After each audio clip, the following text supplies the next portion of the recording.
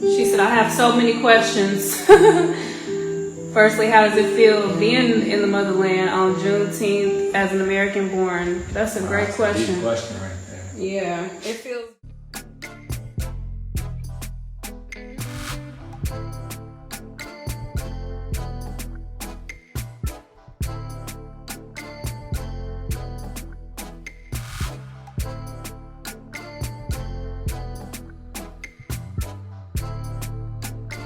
It feels very liberating, I'll say that.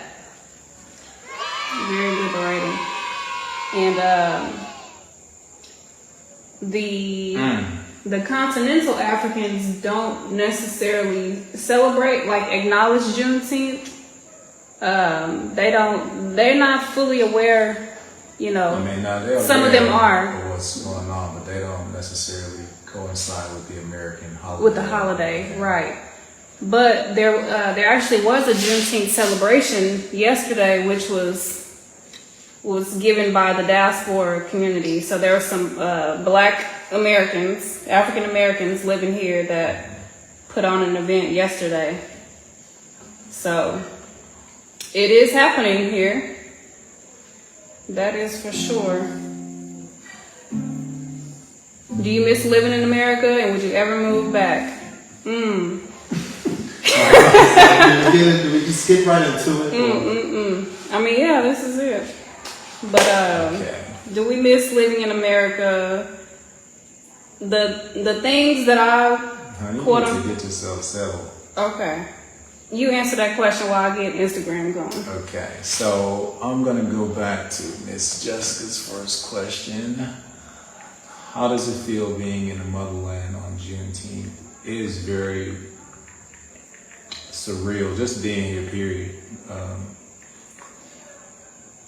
On Juneteenth especially, because obviously this is a signal, a celebration of our freedom, or when it was recognized, but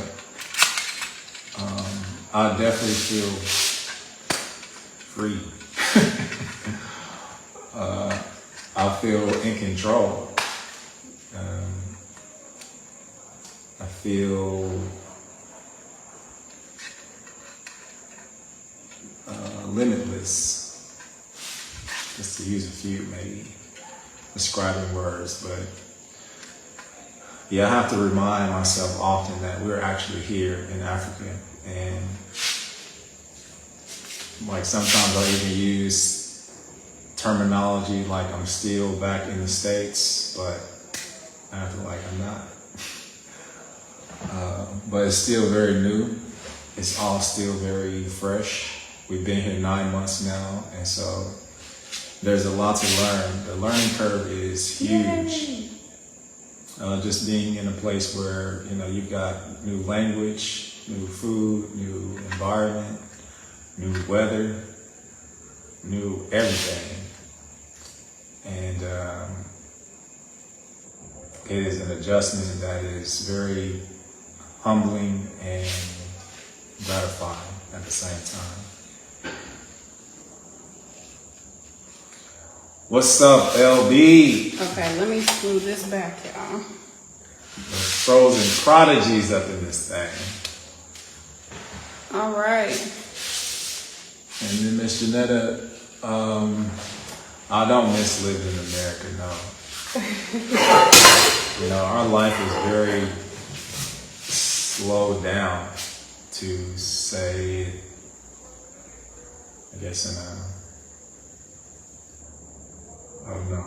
It is not as busy, and I like that. We definitely control our day. We set our own schedules. We sort of work at our own pace. We don't have anybody to answer to, so to speak. And it's really just cool to wake up and just be. There is no pressure, just to wake up and enjoy life. For sure. And I will never move back.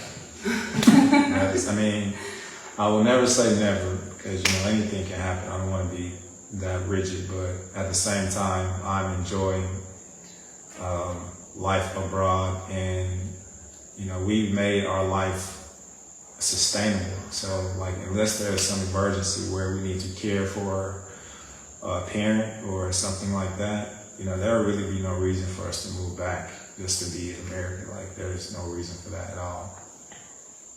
Yeah, so our intention is definitely to be here and to stay here. It's like a slave leaving the plantation. Like, why would you go back? You don't even know you're free. You don't even know you're free. But yeah, so we feeling free over here. So I know we had already jumped into it. We have some people live with us on Instagram as well. So yeah. Please Instagram, send your questions. Yeah, send your questions in. So the questions that we had so far.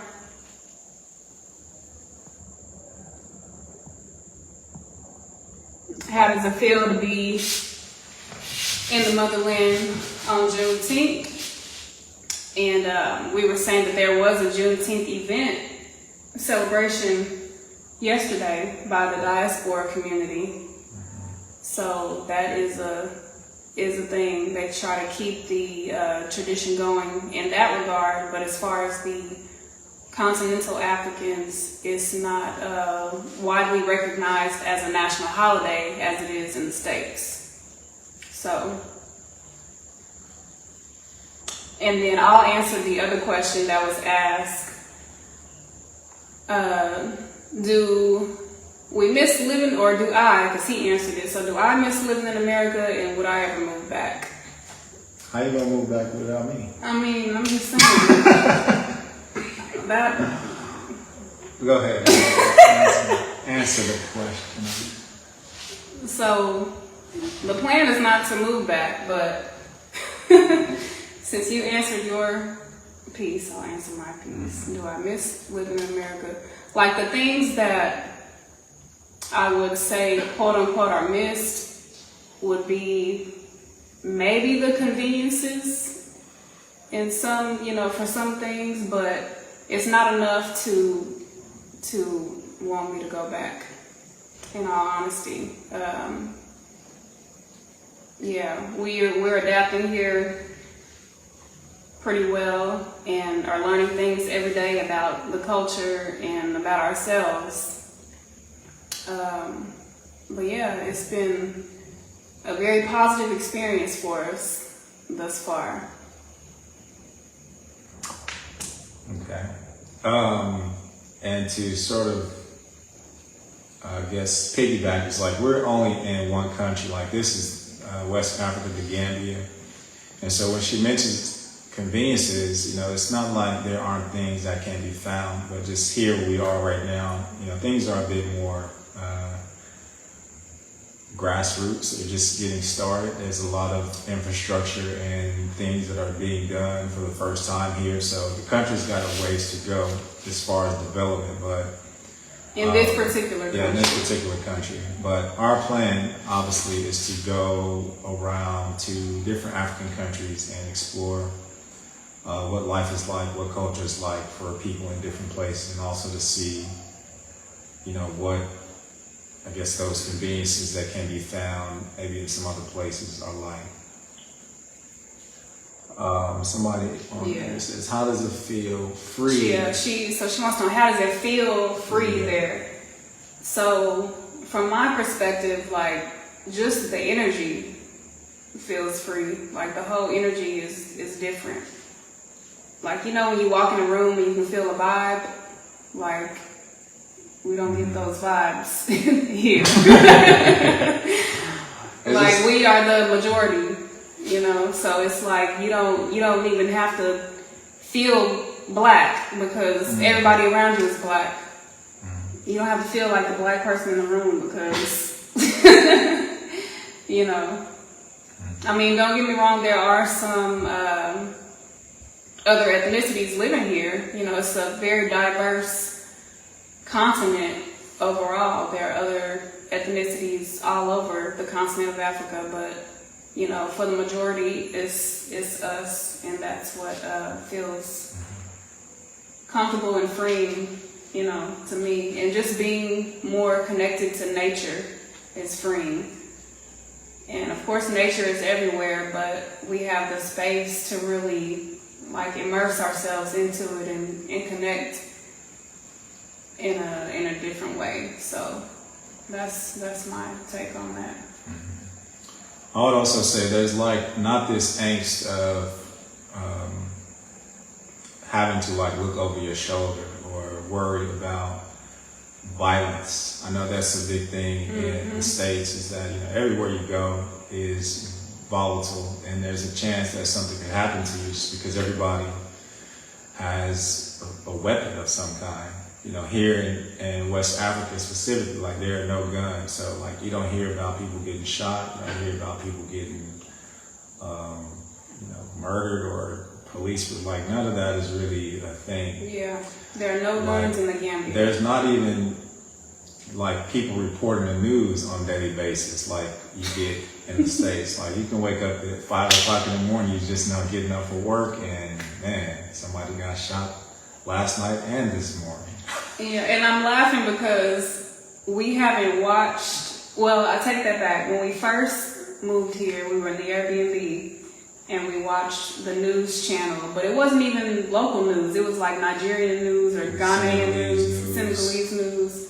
So I laughed when he said that because there's like no news reporting in the Gambia.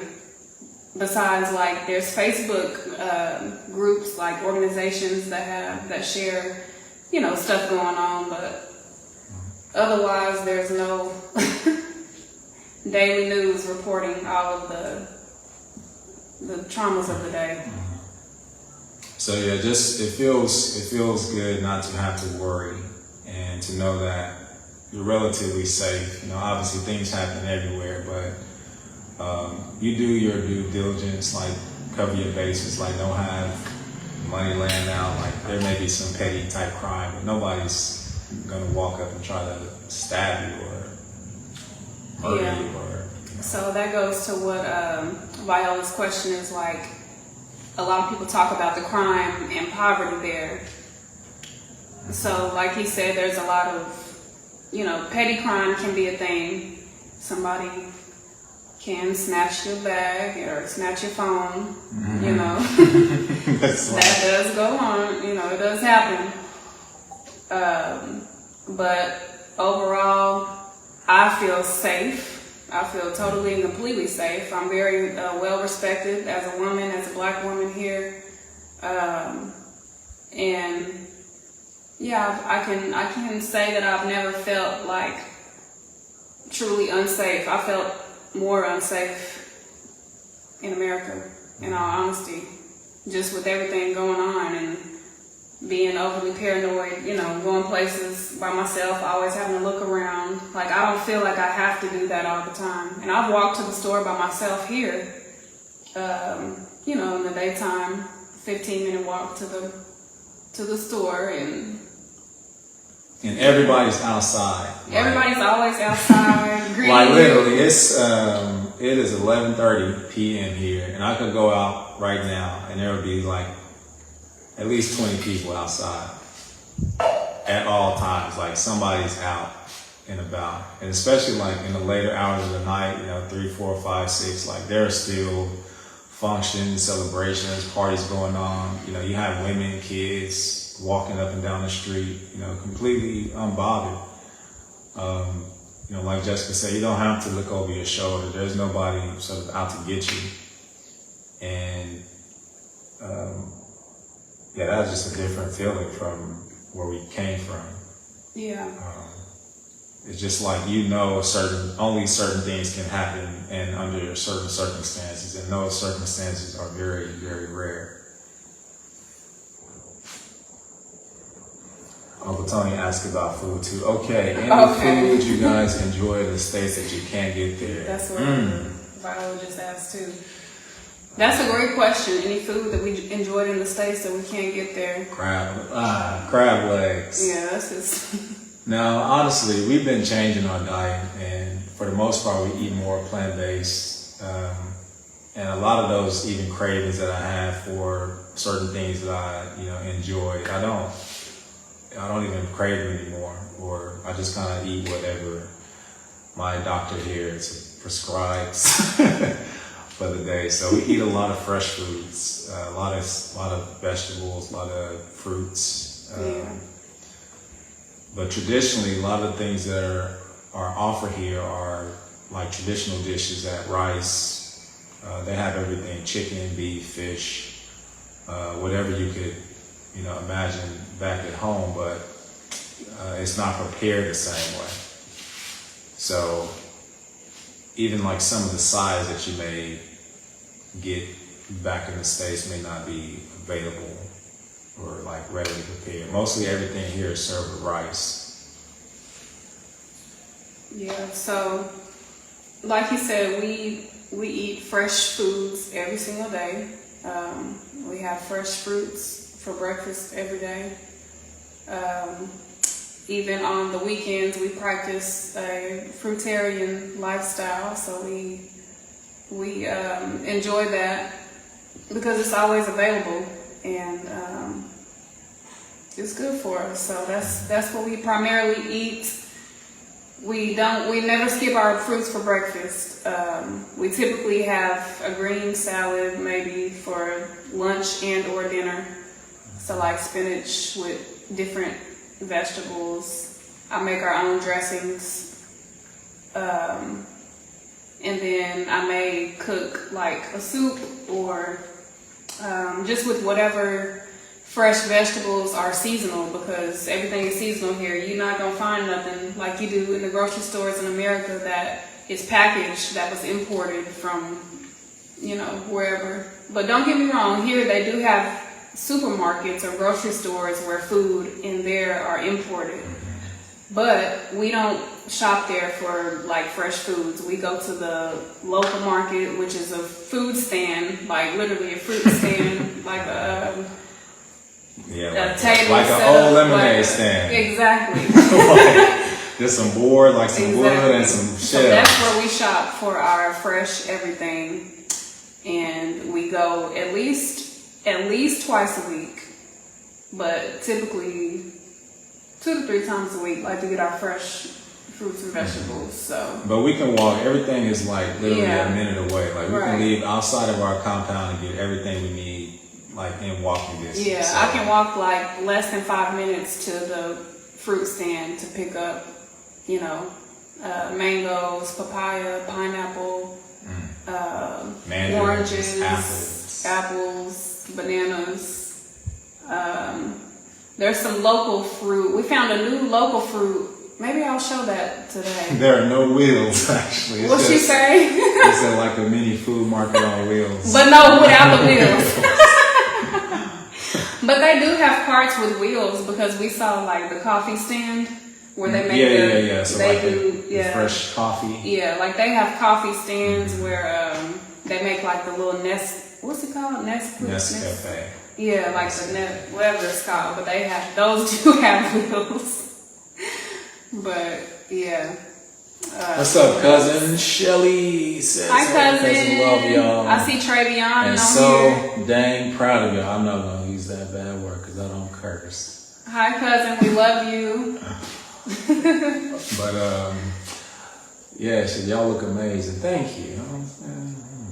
I'm mad at some of y'all though, because I was in the States, a little chunky in the face. And nobody said nothing.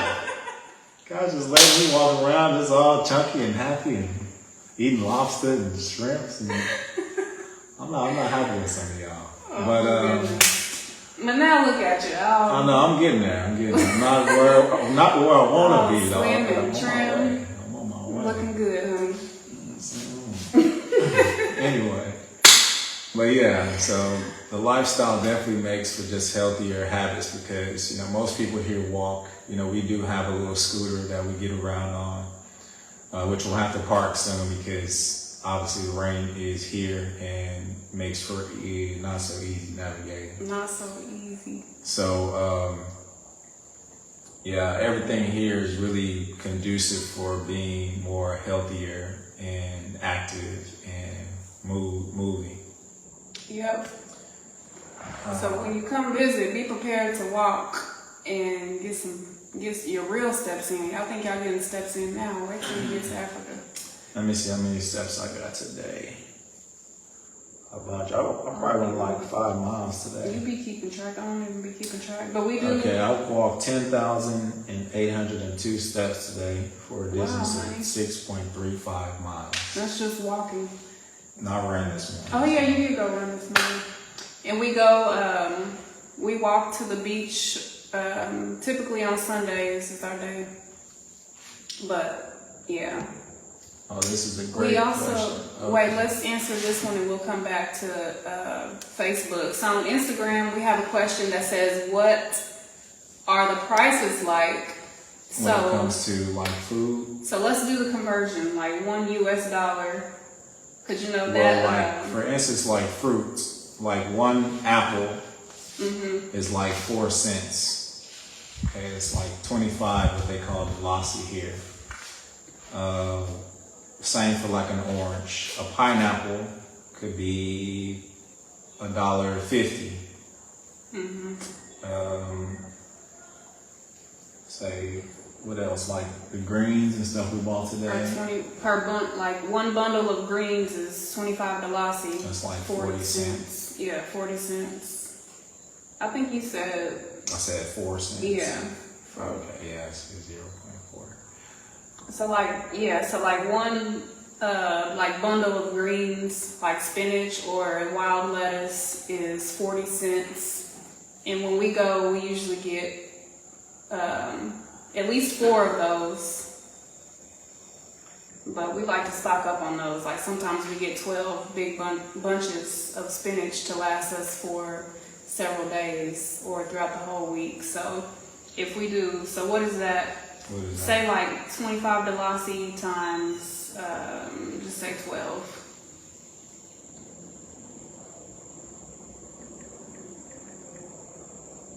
So we're like $5. Okay, so that's about $5. 300 velocity is about $5 for like enough spinach to last for 2 people for 1 week.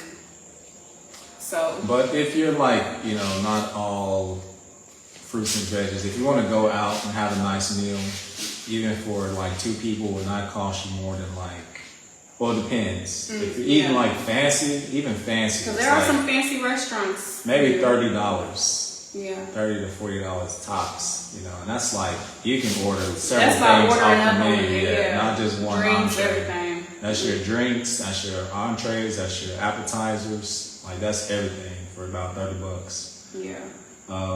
But no. you can eat very cheap here too. Yeah, like most local foods can be bought for 100 velocity or less. And that is about $1.50. So like they have these bread sandwiches that they make. Most people eat those in the morning. The bread itself is 10 velocity, which is 16 cents. And then you can get eggs in it, you can get beans in it, you can get potatoes in it, whatever. And it probably won't cost you more than like 80 cents to $1 tops. So that's typically what the locals eat for breakfast is their bread. Sometimes they eat it plain, sometimes like you said they eat it with eggs on it, potatoes on it, beans on it. And how much was that? Like 80 cents. So 80 cents. Is that for one whole one? Like a foot long. It's like a foot long. So that's like the local breakfast every day. But let's do the conversion. What's $1 US right now? So it can fluctuate based on the exchange rate. Because when we first, before we even came here, we were researching, and $1 US, so back then it was $1 US was equal to 50 Dalasi, 50 Gambian Dalasi, but now it's almost 60. Yeah, so it increased, the value increased. The dollar moves it goes far. Like literally our monthly expenses, food and all, comes around to be about $600 maybe.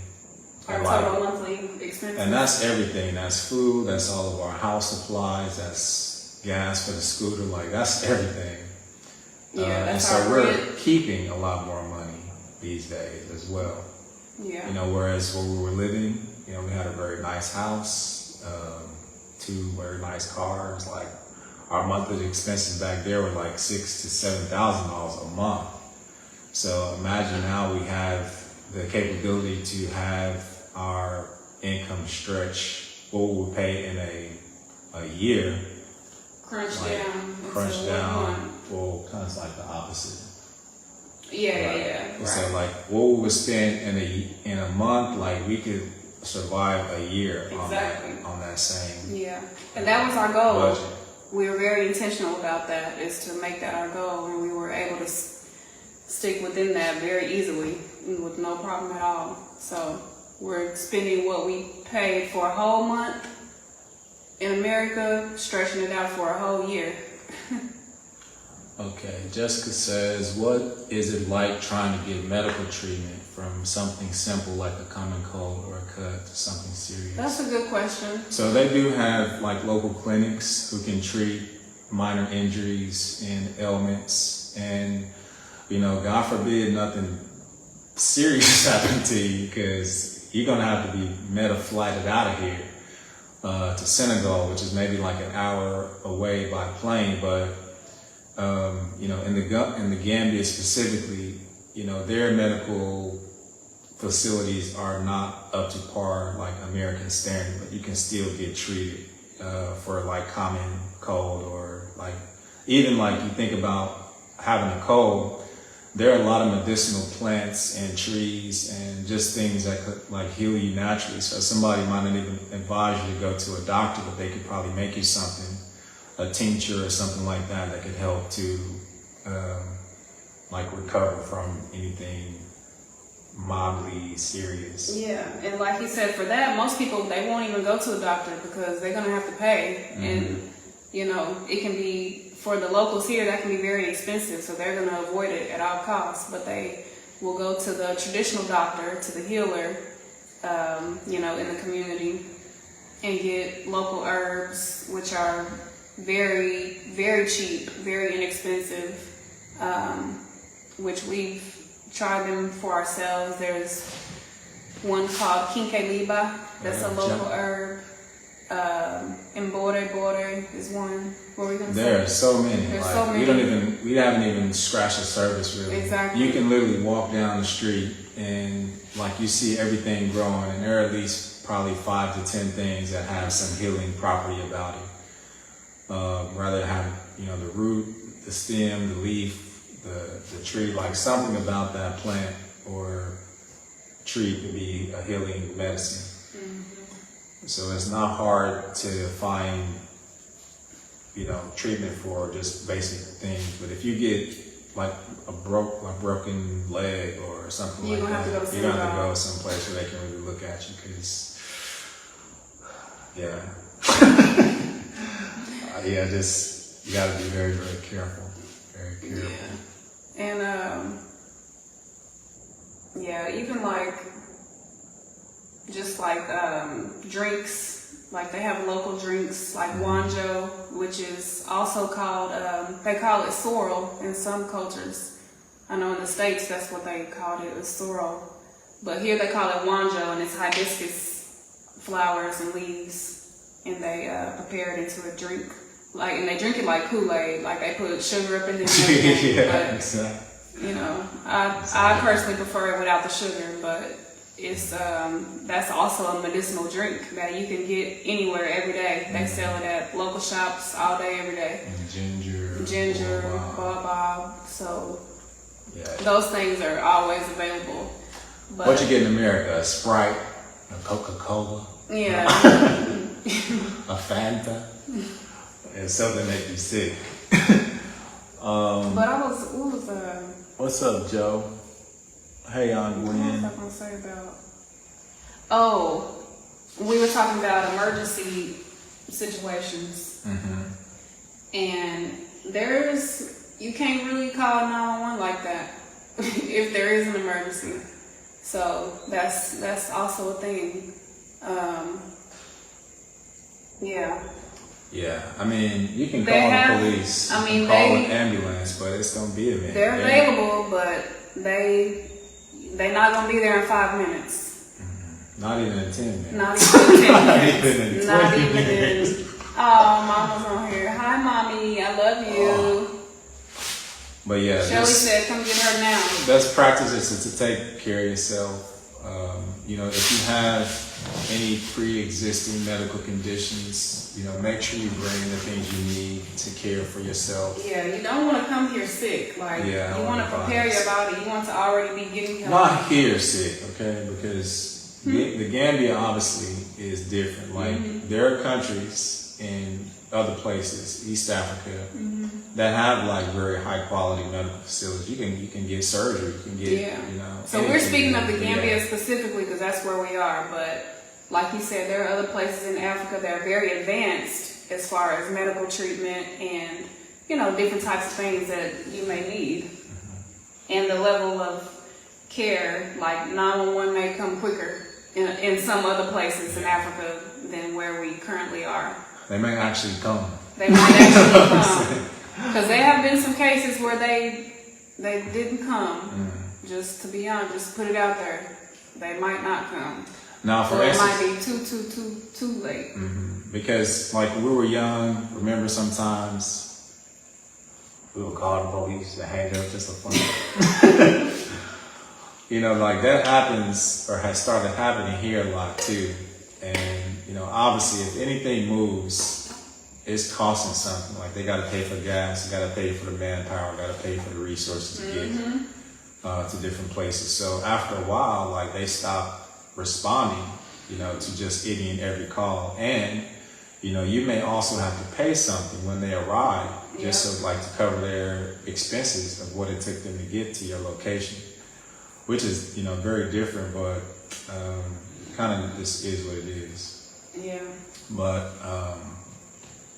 yeah, nothing for free. Okay, I think this question came first about what endeavors are we doing here to bring in income. So we had income already, you know, that's definitely important that if you have streams of income already going, you want to keep them coming in, you know, before you come here, if you plan to make the move. So thankfully we had savings that we, you know, were able to survive on and has been working well for us. But as far as currently, there's a lot of volunteer work that we've been doing, you know, in our area that, you know, you can't necessarily expect to get paid for certain things because when you're living in, you know, a lower Economic threshold. lower economic, yeah.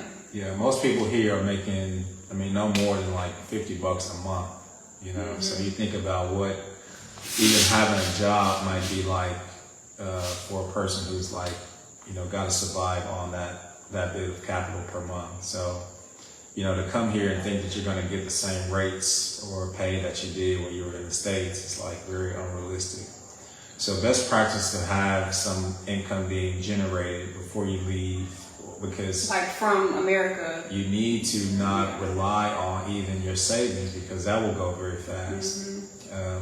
Like you need to have a solid, you know, investment plan, business endeavor, something that you feel very, very confident about that is going to take you to a level of stability, because to rely on, you know, a country that can't really pay for your services or like the things that you may offer at a premium price back where you're coming from, just may not align. Like for us, you know, I work in mental health. I'm a therapist. I do counseling services, mental health advocacy for people who are from the diaspora here in the country. So, you know, for the most part, those people do have incomes that are, you know, above what locals are making and can pay a bit more fair rate for my service and really to know like your audience as well. So, you know, a lot of the work, like Jessica mentioned, that we do with locals is more volunteer. And like you've seen us talk about just that. to be clear, we're speaking of the Gambia specifically, because I know there are some people who joined on since we brought up this topic. So this is not for Africa all across the board. This is for Gambia specifically, where we currently are. So you may be able to go other places and, you know, definitely get paid a decent, you know, wage for your services, but here, because of the economy, you know, it's very different. And like we've both been invited to speak at events and teach, you know, workshops and trainings and things like that for different local organizations. But for volunteer, and we do it, you know, we do it out of love because that's what we do, you know. And also there was like an event recently that I taught on Menstrual Hygiene Day. It was sexual health and reproductive health, and I was actually asked to donate, which I did, you know, of course, because that's what I do. But you may even be asked to donate something, you know, to contribute to this cause versus you getting paid for your service. So that's something to keep in mind. And you don't want to come over here looking for a job because you're not going to find a job. You can find a job, you know, but you have to consider the fact that you're going to be settling for the income that is present here. And here, this country relies on tourism, so those jobs may consist of working at a hotel, at a restaurant, some entertainment, driving, like there's a lot of taxi drive, you know, that sort of thing. Transport is a big issue here, so, you know, that is what is most available as far as jobs. But you want to definitely be coming here with a business that's already established, but also doing your research on the economy here, on the business culture here, and all of those things, because, you know, it's very different, and it don't look the same as the way that it's set up in the States. So you want to be aware of how that, you know, works in advance. What up, Gabe? Love you, boy. Yay! Okay, Jessica says, you mentioned adjusting to the climate there. What's the weather like on most days? The weather is actually really, really nice.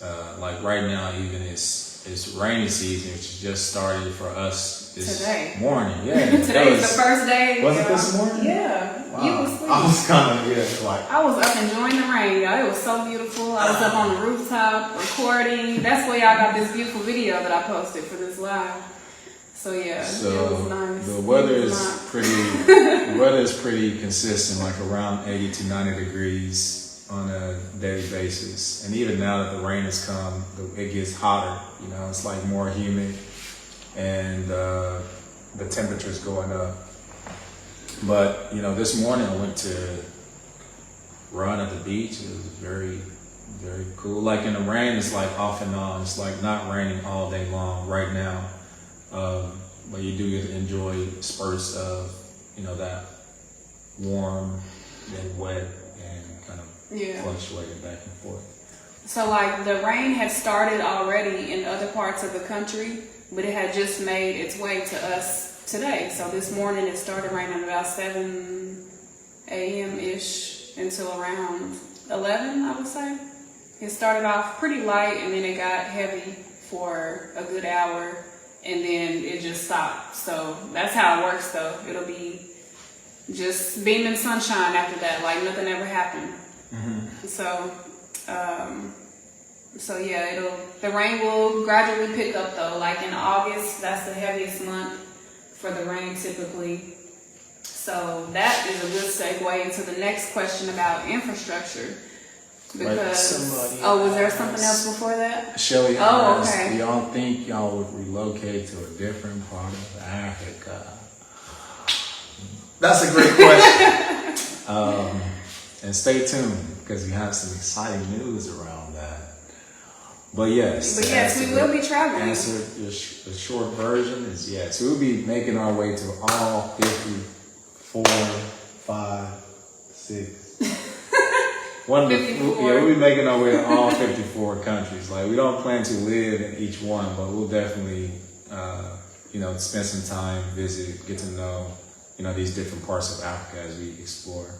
Yeah, so Gambia is a temporary location for us, and we're enjoying the experience, and we're embracing the journey, and we're grateful for all that it has offered us thus far. Mark B. How is infrastructure, roads, automobile, electricity, dining, restaurants, business culture? Okay, infrastructure is very volatile. It is up and coming. It is like, even right now, outside of where we live, they're building a main road, like brand new. Like, they just tore up the old one, like the one road that ran through, this part of the country, and, lay some new tarmac down, and, getting ready to build up a real nice road. Also like drainage, like we mentioned, it's getting ready to rain, but, most of the neighborhoods are not prepared because there's nowhere for most water to go. Mm-hmm. So a lot of times, once it rains, like, most water is just still, and there's like lots of puddles up and down these side streets. Where you see like people tiptoeing, trying to get past. You can't drive through it either. So it's not like that everywhere, but as you go into the neighborhoods or even deeper into the like village provinces, like you have issues with flooding, standing water, mm-hmm. Like not easy to navigate. Now they have automobiles, they have all kinds of cars here. Like there's not a factory, like they're not making them, but there are a lot of cars that are imported in this particular country. Yeah, and that is a big business here too.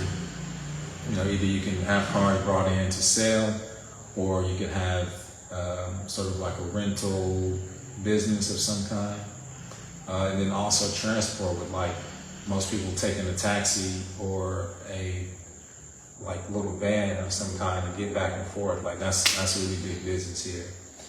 Electricity is also something that is touch and go. Like we have power outages almost daily, and more than one. Now they don't last all day long, but they do happen very often. And by now it don't even phase us. We just like, okay, well. We have our little portable lights and our solar powered light sources that we can use if it's like too dark or something. But for the most part, the power goes off in times when like we're not really using it. We make sure all of our devices are charged. If the power goes off in the day, that's okay. We've got like natural light in most places. Then again at night, it's like we're getting ready to go to bed anyway, so it's like, okay. We'll light some candles. Good night. Restaurants, very nice restaurants, places to eat. They have all kinds of, I don't want to say all kinds, that's a stretch. That's a stretch. Okay, so you don't have fast food chains here. That's not happening. Not in the Gambia. Not in the Gambia, no. But you do have, kind of restaurants that are themed after chain restaurants. So like they have this place called YFC, not KFC, but YFC, and that stands for Yummy Fried Chicken. So like, it may not be your traditional, 2-piece and a biscuit, but you can find something that's similar to what you would expect back in these other places. But they also have nicer dining. One of the places here called Senegambia is where a lot of tourists are active, and that is where most of your restaurants can be found. And then like just up and down neighborhoods, you have a lot of local restaurants, restaurants that serve local dishes, and these are just like sort of part of a person's house or maybe their shop, but they also may sell food. So business culture, there is no like official GDP here. So like it is hard to think about business in a way that you think about business back in the States. You really need to have, you know, all of the from start to finish details lined out so that you have a business that is secure within your own means, because to have to rely on any part of, you know, the government, anything outside of yourself is going to be tough. You know, so like really being clear about what businesses could work. Now, I want to say, like, if you are really a dreamer, a thinker, a forward sort of progressive type person, you can see the future.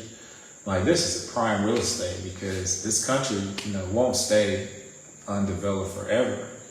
You know, and as people are coming in, you know, with their investment dollars and being able to bring infrastructure to the company that matters, like there's going to be a lot of opportunity for, you know, people to be like right at the beginning of a lot of that building that is being done.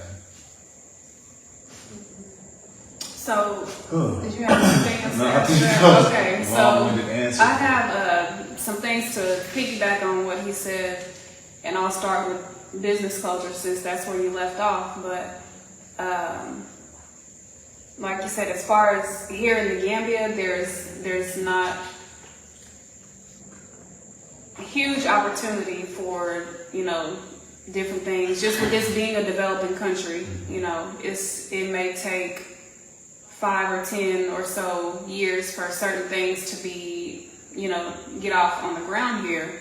But on the other hand, you have countries like our neighboring country, Senegal, that is very far advanced. You know, you can go to Senegal and start a totally different business than what you would here in Gambia, because the business culture is very much more progressive there. Also, of course, Nigeria, they have the highest population, the highest, most booming economy in Africa is in Nigeria. Like Ghana, you know, speaking of West Africa, then you go to East Africa, Kenya, Tanzania, like those economies and business culture is much more progressive there. Rwanda.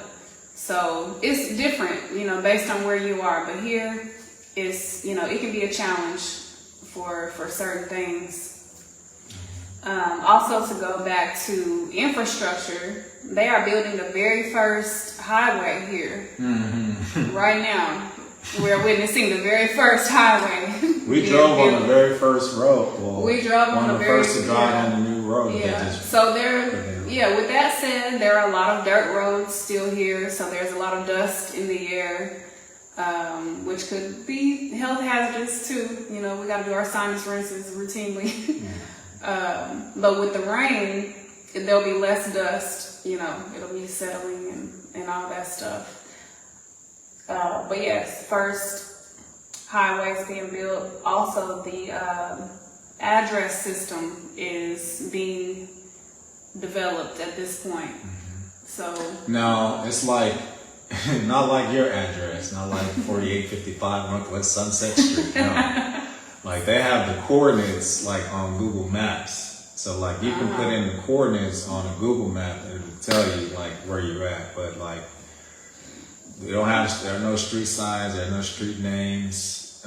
Well, not like you would see. In the tourist area, there are some, very minimal, but in the other local parts, you ain't gonna find no street names and nothing. Yeah, so most places are named by landmarks. So like you may know what they call the turntable, which is like just a place where it's like this big roundabout and most people go different directions. Traffic light. You know, it's the one traffic light that works. And it don't even work most of the time. They just call it the traffic light as a location. You know, as far as like real markers, you know, there's no address. You know, you can pull up your Google map, you know, put in the coordinate of what they've now put out on people's compounds, and you can find where someplace is, but you can't send me a package to my address. Yeah. No mailman coming over here. I was telling you, I kind of like not having an address because it makes us Makes me feel like I'm in the middle of nowhere. I like that feeling at times, but there is a post office. There are shipping companies. So like if somebody did send us a package, they would send it to the shipping company, which is like DHL or E-Zone. So, that kind of stuff is in place. There is a postal service where you can like send a letter. So like when we first came to visit this country, we sent postcards to our families and they got it like 6 weeks later. Yeah, it's gonna be a minute. So it's possible, but what else did I want to add on about? I think you touched on automobiles. He talked about electricity, and to add on to electricity, it's like a pay-as-you-go kind of thing.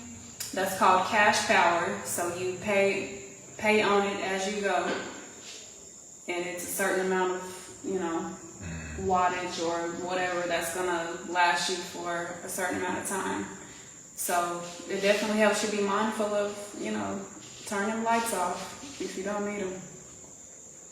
And we spend around like $16 to $25 a month on our electric bill, and we stay in a 4-bedroom, 3-level, 5-bedroom. 5-bedroom, multi-level, multi-story place, and it's just not that expensive. And also with the power going out, that helps you out too. So our water bill is like less than $5 a month, less than $5 US a month. You said our electricity is like 20 to like 16 to 25 per month, US dollars.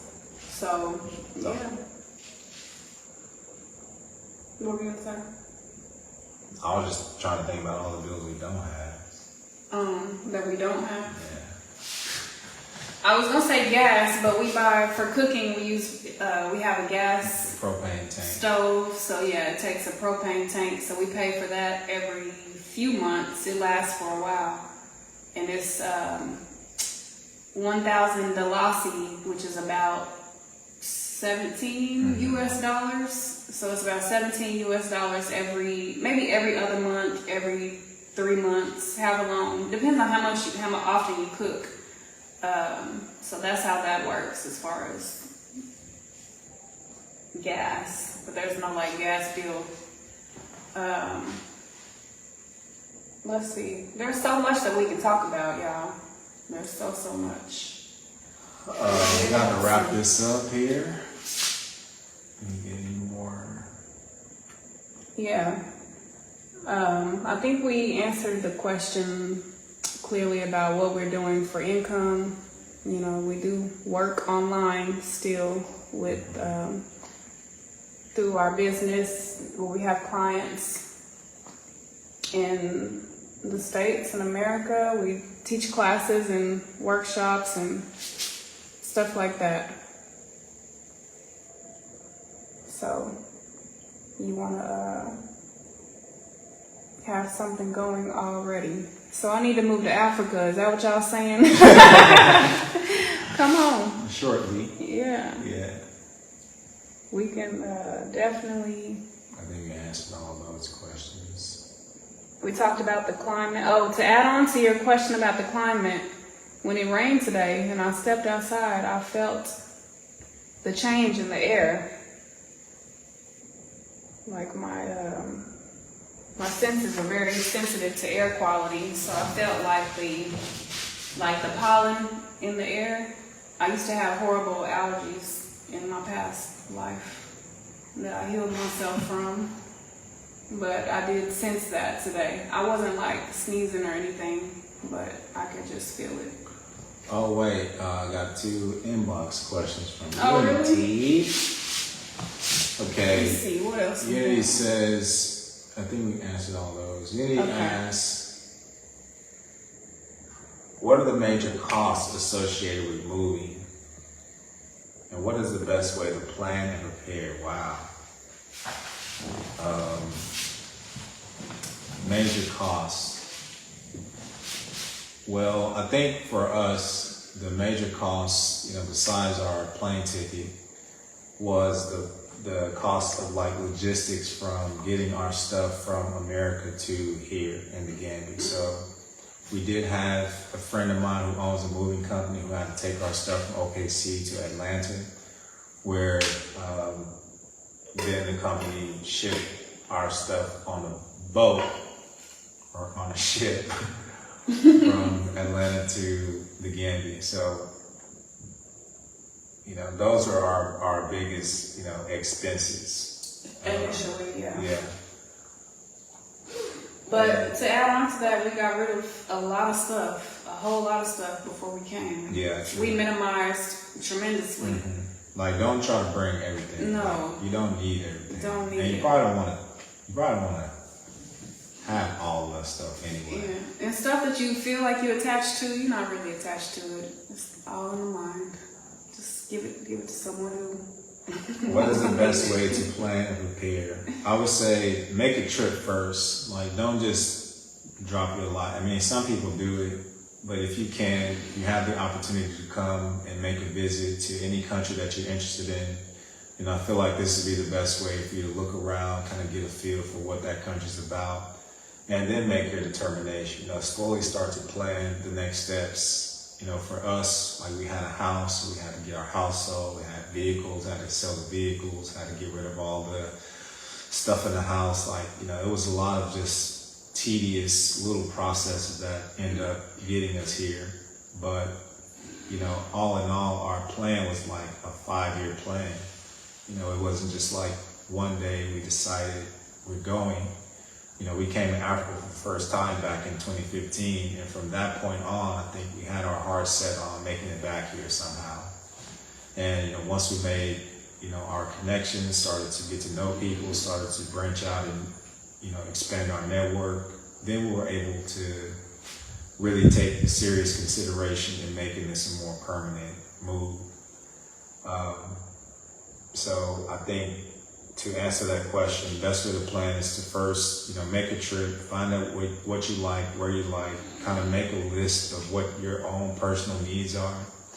Do you need medical care? Is that something that's important to you? Medicines? Do you want to live by the beach? Do you want to live in a village? Do you want to live in the mountains? Like, there's so many different flavors, and to see how, Africa can vibe with your lifestyle. And just playing like continuously. Like, we were on YouTube every day, we were reading articles, we were, finding out as much information as we could, joining Facebook groups, you name it. But we were trying to really give ourselves the best chance to be successful when we made it, because we didn't want to kind of fall flat once we put all this effort into making a move, and then it just didn't work out for us.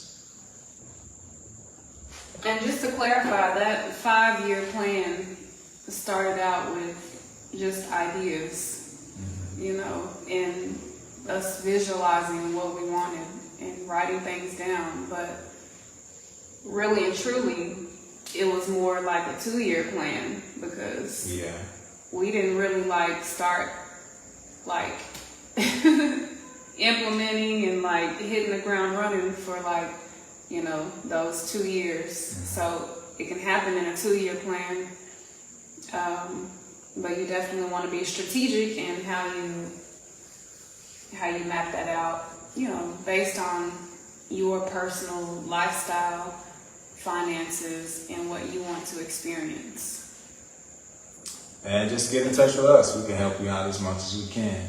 You guys are our family, friends, and our selfish dream is for everybody to move to Africa, because it ain't for everybody, I'm not gonna lie, but it is definitely a very gratifying experience if you can, get around some of the things that you are expecting based on where you come from, America. Just kind of lower your expectations To release all expectations. Raise your vibration of humbleness. Open your mind. And, anything is possible. But as long as we're here, y'all always got a place to come visit, to come hang out, to come see. And we hope and pray that a lot of you will take us up on that sometime. Yes, so join our, are y'all subscribed to our YouTube channel? Y'all should be, if you're not. Same as this, Black Fruit International. Yeah. We're trying to get 1,000 subscribers, so help us, please. Help a brother and sister Help out. a brother and sister out. But yeah, so we're almost there. We're at about 700-ish at the moment. Yeah. And So we'll get there.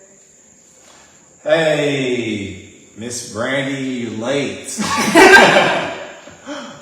But like you said, join some Facebook groups. It's a lot of Facebook groups for different areas, like specific to areas that you may be interested in. And get on YouTube. There's so much just information on YouTube that you can find. And moving to Africa is a very hot topic right now. So Africa is the future. if you look on any media, YouTube, TikTok, Facebook, Instagram, you're gonna find people talking about it, and depending on what country you like or interested in, you can find all kind of people, groups, information that can get you closer to that goal. But yeah, this has been pretty great. It's been great, yeah. And just to throw that out there, the world needs Africa. If y'all didn't know, the world relies on Africa for resources and everything. So that's why it's the future. And the world needs you. Let me not let that be unsaid. You are important. You are smart. You are valued. You are probably loved. know karate. But yeah, I know. Okay, for sure. But we miss y'all. We love y'all. We can't wait to see some of y'all again. We can't wait. We're looking forward. And our parents are coming to Africa. They are. Oh, we didn't mention that. Our parents are coming, y'all, very soon. So we're excited about that. Mm-hmm. Hi, sis. Dope Ass Wives is on here today. Can you cuss on her? That's the business name. Mark Daw. Oh. Go check out Daw. Mark Zuckerberg gonna get you in trouble now. I don't want the rights to this content. But yes, peace and blessings. Brother Garfield, man, love you too, man. Love you, boy. We gotta catch up soon. So, it's been great just to catch up. We'll be posting some more stuff to our Facebooks and YouTube soon. So stay on the lookout. Mm-hmm. We love y'all. Thank y'all for joining us. If you have any more questions, say them. We'll do this again sometime. If you have an iPhone, we can FaceTime. If you don't, we can WhatsApp. Mm-hmm.